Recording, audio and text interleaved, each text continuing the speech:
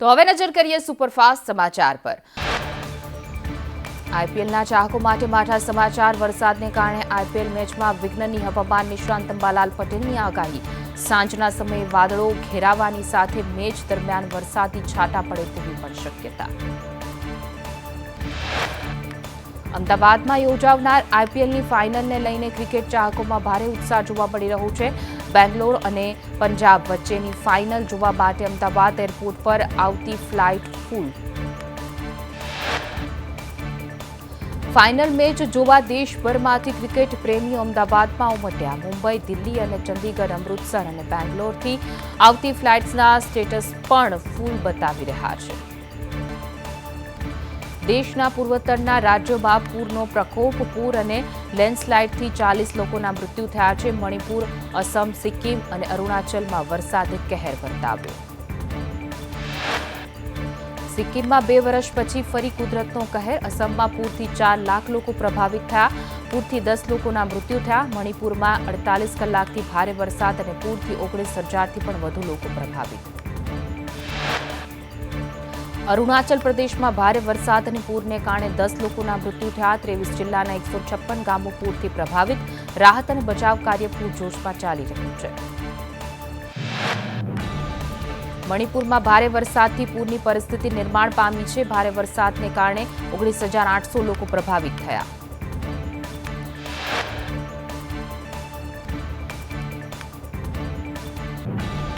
મણિપુરમાં 47 સ્થળોએ ભૂસ્ખલનની ઘટનાઓ બની છે।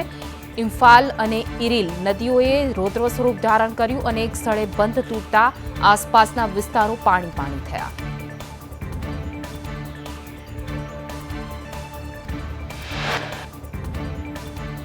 પૂર અને વરસાદમાં ફસાયેલા 1600 જેટલા લોકોને રેસ્ક્યુ કરીને બહાર કઢાયા છે। વિસ્થાપિતો માટે 37 રાહત શિબિરો શરૂ કરાય છે। પૂરને કારણે હજારો હેક્ટર ખેતીની જમીનને નુકસાન થયું છે। મણિપુરમાં હજુ પણ અનેક સ્થળે રેસ્ક્યુ કામગીરી યથાવત છે। સ્થાનિકોને ખાવા પીવાની સમસ્યા નિવારવા સ્થાનિક તંત્ર અને એનડીઆરએફ અને એસડીઆરએફ કામે લાગ્યા।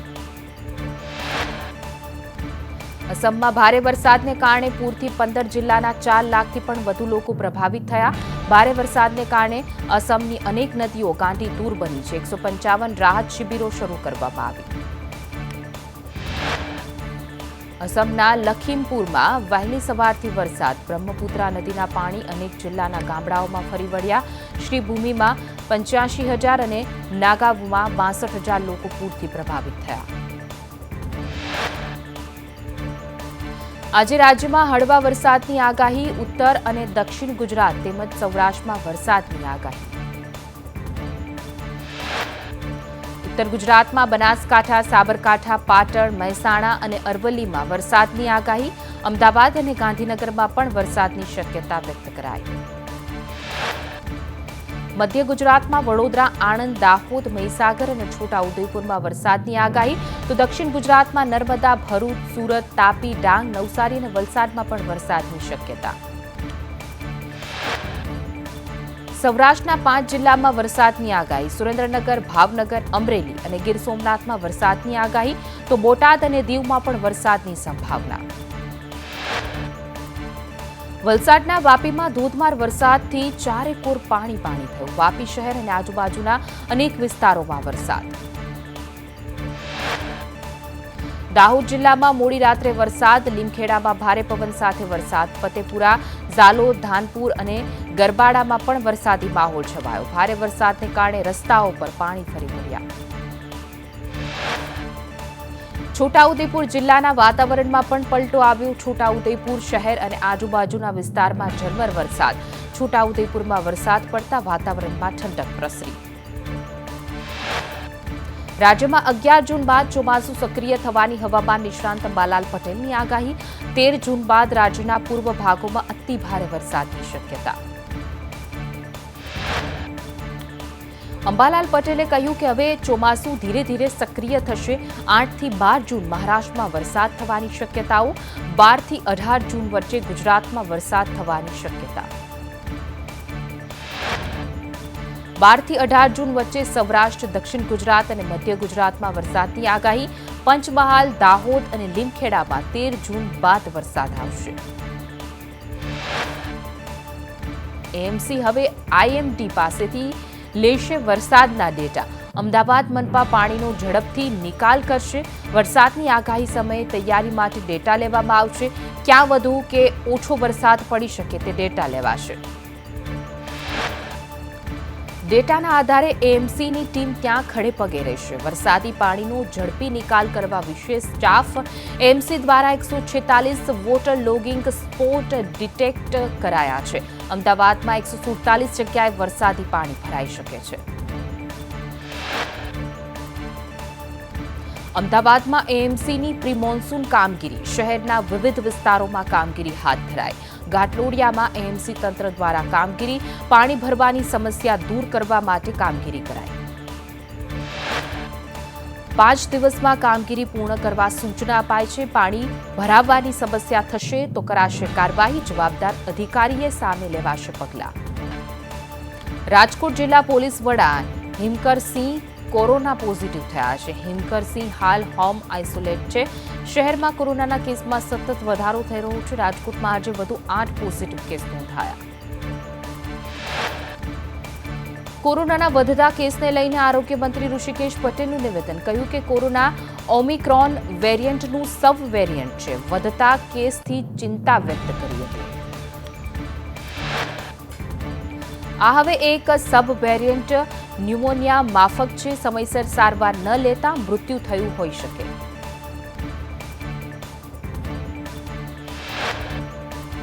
વિસાવદર પેટા ચૂંટણીને લઈને આપે ભાજપ ઉમેદવારના ફોર્મ સામે વાંધો ઉઠાવ્યો છે. ઉમેદવાર કિરીટ પટેલના ફોર્મ સામે વાંધો ઉઠાવ્યો છે. કિરીટ પટેલે ખોટી વિગતો રજૂ કર્યાનો આપનો આક્ષેપ. સરકારી ફોર્મમાં બદલાવ કર્યાનો આપનો આક્ષેપ છે. ફોર્મમાં બદલાવ કરી મરજી મુજબનું ફોર્મ ભર્યું છે. સરકારી ફોર્મેટમાં કેટલીક વિગતો ચેન્જ કરીને રજૂ કરી છે. વિસાવદર બેઠકની પેટા ચૂંટણીમાં ભાજપ, કોંગ્રેસ અને આમ આદમી પાર્ટી વચ્ચે ત્રિપાંખીયો જંગ છે. રાજકીય પાર્ટીઓના નેતાઓ એકબીજા પર પ્રહારો કરી રહ્યા છે. ગોપાલ ઇટાલિયાએ ભાજપને ગજનીના વંશજો કહેતા રાજકારણ ગરમાવ્યું છે. ભાજપ નેતા કનુ ભાલાળાએ ઇટાલિયાની ઝાટકણી કાઢતા કહ્યું કે ગોપાલ ઇટાલિયાને બોલવાનું ધ્યાન રાખે. કડી અને વિસાવદર પેટા ચૂંટણીમાં ખરાખરીનો જંગ જામ્યો છે. કડીમાં 18 અને વિસાવદરમાં 31 ઉમેદવારો ચૂંટણીના મેદાને છે. તો આજે ઉમેદવારોના ફોર્મની ચકાસણી હાથ ધરાશે. 5 જૂન સુધીમાં ઉમેદવારી ફોર્મ પરત ખેંચી શકાશે. કડી અને વિસાવદરમાં 19 જૂને મતદાન થશે. ચૂંટણી પહેલા જ રાજકીય પક્ષો દ્વારા પ્રચાર પ્રસાર શરૂ. કડીમાં ભાજપમાંથી રાજેન્દ્ર ચાવડાએ ફોર્મ ભર્યું છે. વિસાવદરમાં ભાજપમાંથી કિરીટ પટેલે ફોર્મ ભર્યું છે. બંને ભૂતકાળમાં વિધાનસભાની ચૂંટણી હારી ચૂક્યા છે. વિસાવદરમાં બીજેપી ઉમેદવારની 31 કરોડની સંપત્તિ. 2017ની સરખામણીએ સંપત્તિમાં 10 કરોડનો વધારો થયો. તો વિસાવદરમાં કોંગ્રેસના ઉમેદવાર નીતિન રાણપરિયાની 25 લાખની સંપત્તિ.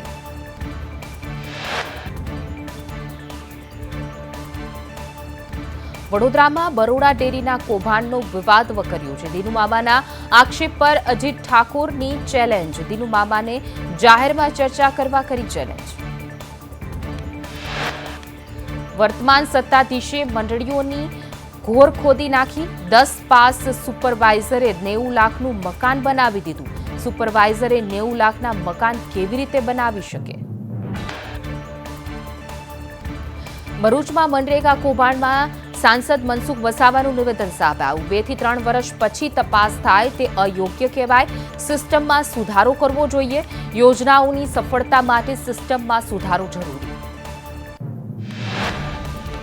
વેરાવળની 2 એજન્સીઓ સામે ગુનો નોંધાયો છે. 58 ગામોમાં ₹7.30 કરોડના કૌભાંડની ફરિયાદ.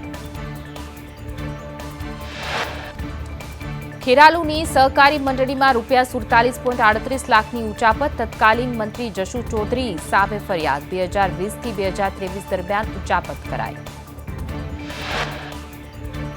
ભરૂચ મનરેગા કૌભાંડમાં એસઆઈટી દ્વારા તપાસ, હાંસોટના 4 ગામમાં એસઆઈટી દ્વારા તપાસ તેજ કરાઈ. સમલી, સુણે, વલકલમાં તપાસ શરૂ કરાઈ. કાંટિયાજાળ અને આંકલાવ ગામે તપાસ કરવામાં આવી. પોલીસ દ્વારા પંચનામાની કરાઈ કાર્યવાહી. એસઆઈટીની ટીમમાં ડીવાયએસપી, પીઆઈ, પીએસઆઈ, 6 પોલીસ કર્મચારી. ભરૂચ જિલ્લામાં મનરેગા કૌભાંડમાં તપાસ માટે એસઆઈટીની રચના કરાઈ. 56 ગામમાં 7.30 કરોડના કૌભાંડમાં ફરિયાદ બાદ તપાસનો ધમધમાટ શરૂ.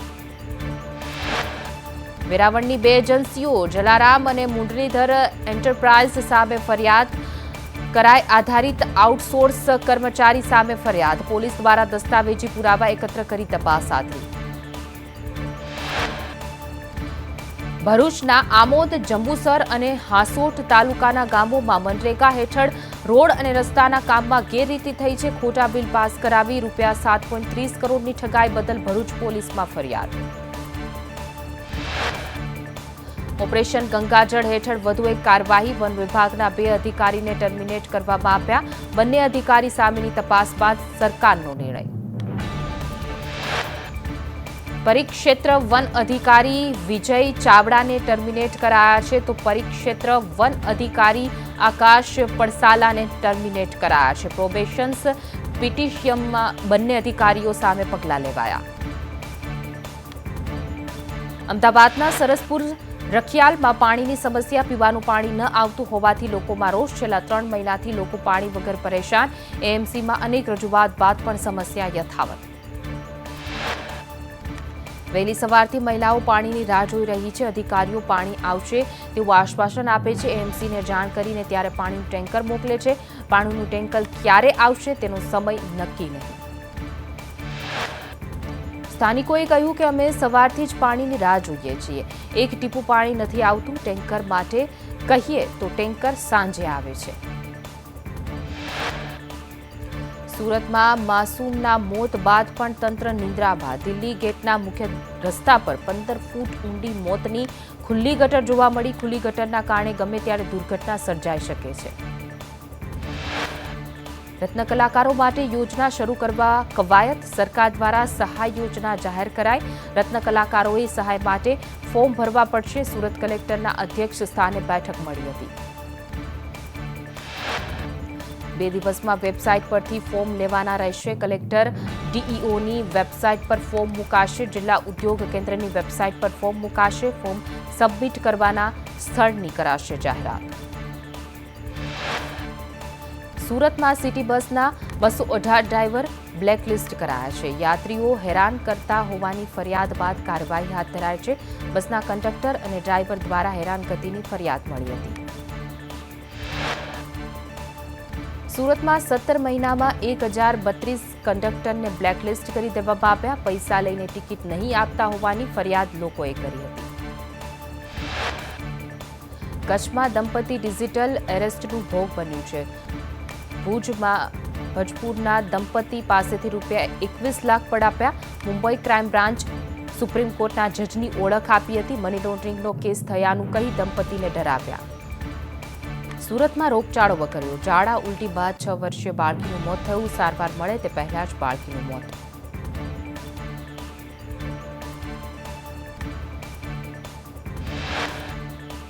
ગિરનારમાં ગીરના પર ભારે પવનને કારણે રોપવે સેવા બંધ કરાઈ છે. યાત્રિકોની સલામતીને ધ્યાને રાખી નિર્ણય લેવાયો. પવનની ગતિ સામાન્ય થતાં રોપવે શરૂ કરાશે. દમણમાં થયેલી 1.33 કરોડની ચોરીનો ભેદ પોલીસે ઉકેલ્યો છે. 20 દિવસમાં 3 આંતરરાજ્ય તસ્કરોની પોલીસે ધરપકડ કરી. 18.17 લાખની કિંમતનું 261.530 ગ્રામ સોનું જપ્ત કરાયું છે. સુરતમાં લુખ્ખાગીરી કરનાર મોહસીન કાલિયા ઝડપાયો છે. ડીજે બંધ કરાવવા વરરાજાના પિતાને તમાચો ઝીક્યો હતો. પોલીસે ફરિયાદના આધારે આરોપીની ધરપકડ કરી. અમરેલીમાં દુષ્કર્મ આચરનાર પોલીસ કર્મચારી ઝડપાયો. બાબરા પોલીસ સ્ટેશનનો ફરાર કર્મચારી ઝડપાયો. પોલીસ કર્મચારી રવિરાજસિંહ ચૌહાણની ધરપકડ કરાઈ. આરોપીએ સગીરા સાથે દુષ્કર્મ આચર્યું હતું.